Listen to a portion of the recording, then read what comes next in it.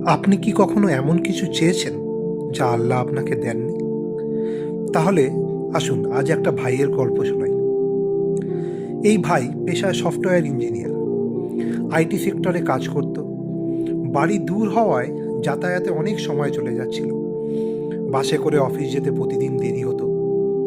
তার কলিগরা সব নতুন নতুন গাড়ি কিনে তাকে উপহাস করত যে তোর গাড়ি নেই, তুই কি করে আসিস, রোজ লেট হয়।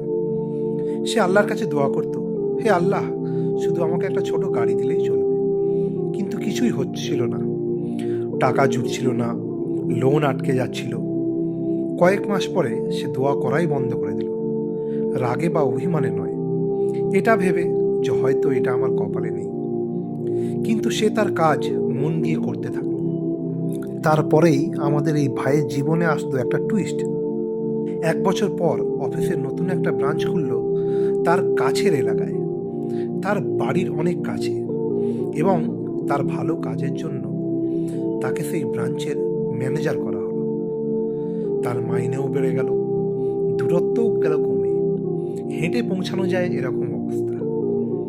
তার 2 সহকর্মী যারা ওই গাড়ি কিনেছিল, কিস্তির চাপে তারা মানসিকভাবে ভেঙে পড়ল।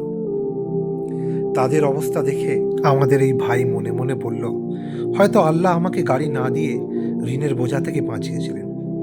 সত্যিই তাই, সূরা বাকারাতে আল্লাহ তাআলা বলেছেন, তোমরা কোনো জিনিস অপছন্দ করো অথচ সেটাই তোমাদের জন্য কল্যাণকর, আর তোমরা কোনো জিনিস পছন্দ করো অথচ সেটাই তোমাদের জন্য অকল্যাণকর।